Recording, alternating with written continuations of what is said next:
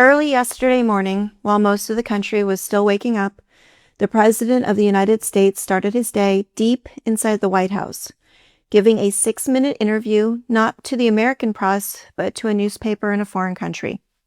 When the article was published just hours later, buried inside it was a detail that made the entire exchange and his reasoning for taking the call crystal clear. He admitted that a world leader had stopped taking his calls, so this was his way of reaching her. The world leader was Giorgia Meloni, the Prime Minister of Italy, his last remaining ally in Europe, the only European head of state who attended his inauguration, the woman he called a great leader and a marvelous woman just a month ago. And in 6 minutes, on the phone with an Italian reporter, he burned it all down. "I'm shocked by her. I thought she had courage. I was wrong," he said. "She was very different from what I thought." He said Italy wants America to do the job for her.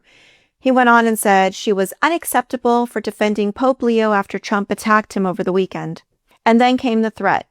She doesn't care whether Iran has a nuclear weapon and would blow Italy up in 2 minutes if it had the chance. He said Italy won't be the same country. And he praised the now ousted Viktor Orban, saying he did a good job on immigration and didn't let people come and ruin his country the way Italy did. And his attack on the European continent continued throughout the day. By 10:30 in the morning, before his first meeting of the day, he was on Truth Social lecturing the United Kingdom on how to run its energy policy, saying UK should drill baby drill and no more windmills. This is the same man whose war in Iran drove oil to $100 a barrel and created the energy crisis he's now yelling at Britain for not solving.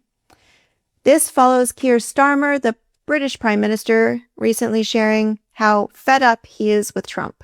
Last Thursday, in an ITV interview, Starmer put Trump in the same breath as Putin.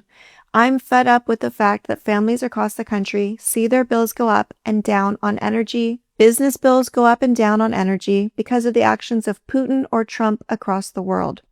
The British Prime Minister is now publicly equating the President of the United States with Vladimir Putin as forces destabilizing the global economy.